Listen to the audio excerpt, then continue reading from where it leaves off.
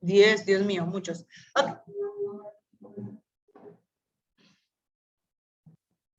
Muy bien. En este caso, chicos, debe de ser, digo, no sé cuántos trabajadores tenga un equipo de fútbol, contando todos los trabajadores, pero pues el 10% equivale a extranjeros en este caso, ¿no? Digo, modificado por ahí la ley, según lo que dice Mauricio.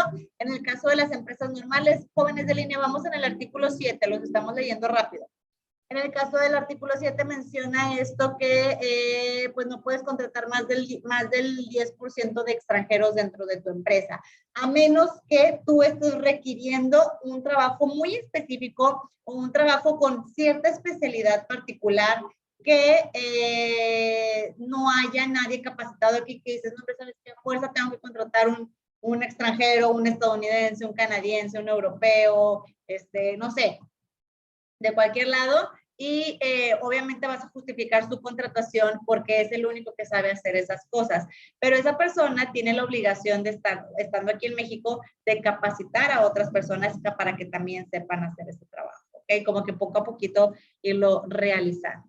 Dice el 8, trabajador es la persona física que presta a otra física o moral un trabajo personal subordinado. Para los efectos de esta disposición se entiende por trabajo toda actividad humana, intelectual o material, independientemente del grado de preparación técnica requerido por cada profesión u oficio. El 9 dice, la categoría de trabajo de confianza depende de la naturaleza de las funciones desempeñadas y no de la designación que se dé al puesto. Son funciones de confianza las de dirección, inspección, vigilancia, fiscalización, cuando tengan carácter general, y las que se relacionen con trabajos personales del patrón dentro de la empresa o establecimiento. Un puntito de los extranjeros del artículo pasado, chicos, eso, el porcentaje que les estoy diciendo es de empleados normales. No aplica para gerentes, directores y ese tipo de cosas, no. Esos no entran dentro del 10%. O sea, bien pudiéramos tener puros directores extranjeros, pero esos no se van a contabilizar dentro del 10% que van a estar contratados. Luego el artículo 10 dice, patrón es la persona física o moral que utiliza los servicios de uno o varios trabajadores. Si el trabajador, conforme a lo pactado o a la costumbre, utiliza los servicios de otros trabajadores, el patrón de aquel le será también de estos.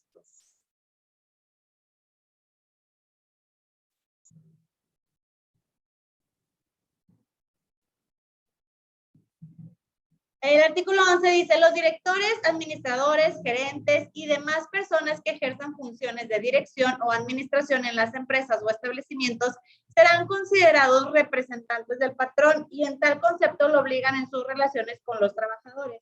Es decir, si tú estás encargado de algún ámbito laboral o si tú estás encargado de alguna persona dentro de la empresa donde trabajas, pues se considera que estás ejerciendo básicamente el mandato de lo que te está diciendo el jefe, no eres como un representante del jefe, porque al final del día todos los que estamos como encargados, chicos, pues estamos buscando y velando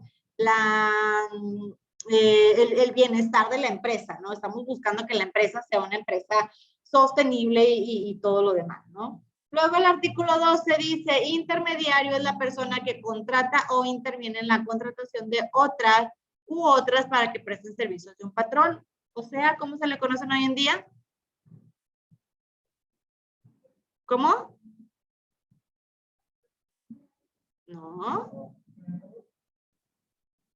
Outsourcing. Outsourcing, gracias. Andan bien perdidos aquí. El artículo 13 dice, no serán considerados intermediarios, sino patrones las empresas establecidas que contraten trabajos para ejecutarlos como elementos propios suficientes para cumplir las obligaciones que deriven de las relaciones de sus trabajadores. En caso contrario, serán solidariamente responsables con los beneficiarios directos de las obras o servicios por las obligaciones contraídas con los trabajadores. Artículo 14 dice, las personas que utilicen intermediarios para la contratación de trabajadores serán responsables de las obligaciones que deriven de esta ley y de los servicios prestados. Los trabajadores tendrán los derechos siguientes. 1. Prestarán sus servicios en las mismas condiciones de trabajo y tendrán los mismos derechos que correspondan a los trabajadores que ejecuten trabajos similares en la empresa o establecimiento. Es decir, si tú entras si tú entras bajo la contratación de un outsourcing y llegas a una empresa y te dicen, mira, este va a ser tu compañero y tu compañero van a hacer exactamente lo mismo, pero tu compañero sí está contratado de planta y tú como outsourcing, tu compañero sí tiene un escritorio y tú pues, siéntate en el piso. ¿Sí lo explicamos la clase pasada, no? No vi si viniste. Sí viniste. Outsourcing es una empresa externa que te contrata para que des tu servicio profesional en otra empresa. Es como un intermediario, ¿no? Ese outsourcing te paga, te da contrato, te da vacaciones, te da aguinaldo, pero tú físicamente no le trabajas a él, le trabajas a otra persona para quien te contrataron. En términos simples, ¿no? Entonces, aquí no puede haber variación, chicos.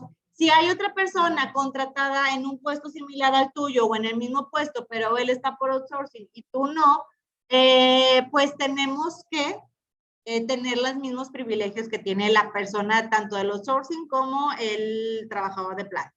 Luego el punto 2 dice, los intermediarios no podrán recibir ninguna retribución o comisión con cargo a los salarios de los trabajadores, es decir, no puede haber o no debe de haber moches y ese tipo de cosas para que haya beneficios sobre unas personas y sobre otras.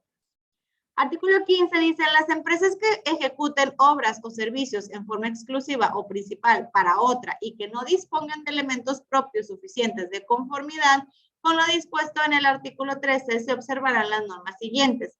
La empresa beneficiaria será solidariamente responsable de las obligaciones contraídas con los trabajadores.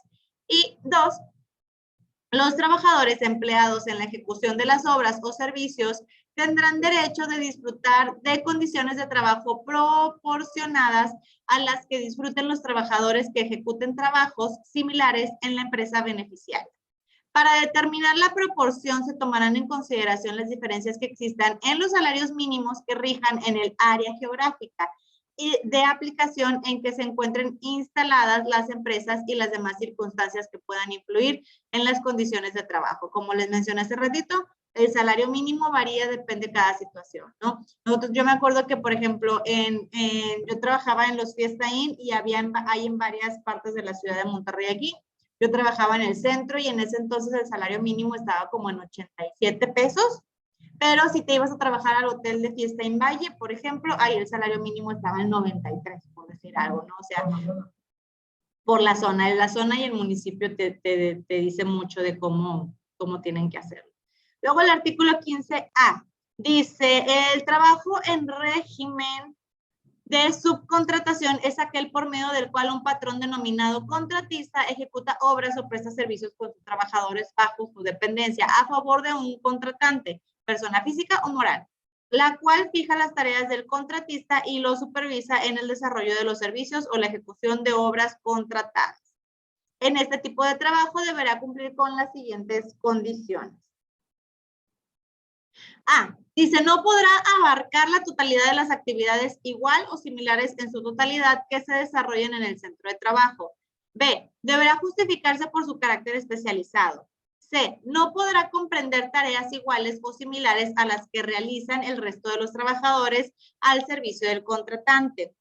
De no cumplirse con estas condiciones, el contratante se considerará patrón para todos los efectos de esta ley, incluyendo las obligaciones en materia de seguridad social. Pues también los outsourcing, cuando te contratan por medio de un outsourcing, se supone que la ley te dice que puedes contratar por medio de un outsourcing cuando,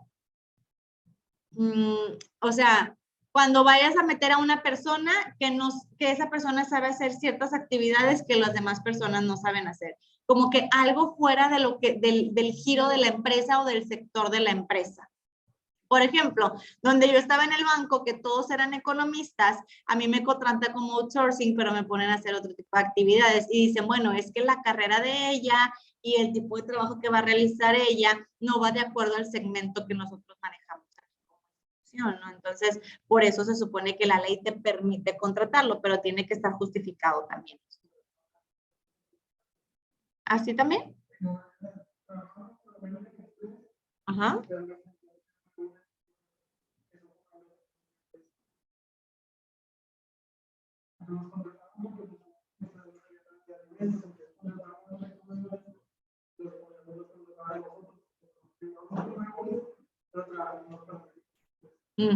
Totalmente, así aplica totalmente. ¿Todo tú qué?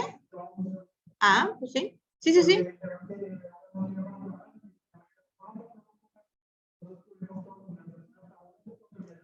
Claro, tienen con qué, no tendrán problema. Sí. El artículo 15b dice, el contrato que se celebre entre la persona física o moral que solicita los servicios y un contratista deberá constar por escrito. La empresa contratante deberá cerciorarse al momento de celebrar el contrato a qué se refiere el párrafo anterior, que el contratista cuenta con la documentación y los elementos propios suficientes para cumplir con las obligaciones que deriven de las relaciones de sus trabajadores. Es decir, nunca hay que dejar, vaya, siempre se tienen que pedir los documentos completos cuando vayas a realizar un contrato porque tienes que tener cierta información de los empleados. El 15C dice, la empresa contratante de los servicios deberá cerciorarse permanentemente que la empresa contratista cumple con las disposiciones aplicables en materia de seguridad, salud y medio ambiente en el trabajo, respecto de los trabajadores de esta última. Lo anterior podrá ser cumplido a través de una unidad de verificación debidamente acreditada y aprobada en términos de las disposiciones legales aplicables. El 15D dice, no se permitirá el régimen de subcontratación cuando se transfiera de manera deliberada trabajadores de la contratante a la subcontratista. Con el fin de disminuir derechos laborales, en este caso se estará lo dispuesto por el artículo 1004C y siguientes de esta ley. Artículo 16 dice, para los efectos de las normas de trabajo se entiende por empresa la unidad económica de producción o distribución de bienes o servicios y por establecimiento la unidad técnica que como sucursal, agencia u otra forma semejante sea parte integrante y contribuya a la realización de los fines de la empresa. Es decir, una fase, chicos, puede ser la empresa en cuanto a la maquila o en cuanto a la construcción o fabricación de algo. Y otra cosa es la venta o distribución del producto. Por ejemplo, chicos, Coca-Cola tiene una fábrica de producción y vende cocas. ¿No vende cocas? ¿Dónde? ¿La Coca vende cocas? Una gran parte la distribuyen para que otros la vendan, pero sí tiene puntos de venta Coca-Cola directo. En la planta o en la fábrica que está Alfonso Reyes, creo que se llama. ¿Sí? La que está en Lincoln también. La que está en Lincoln también. La que está rumbo a San Nicolás, ahí antes de llegar al estadio, por ahí.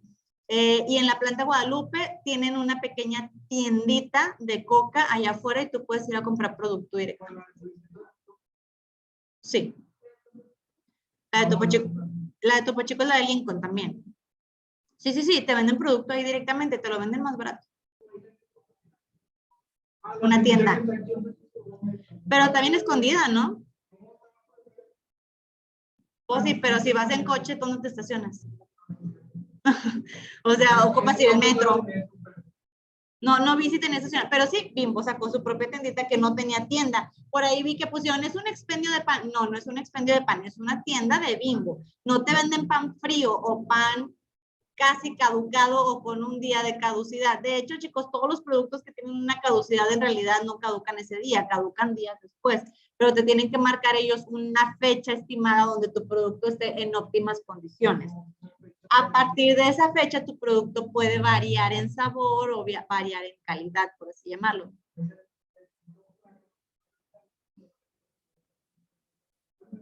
Sí, sí, de hecho la caducidad es esa, ¿no? Consumirse preferentemente antes de, y ahí te dice la fecha, ¿no?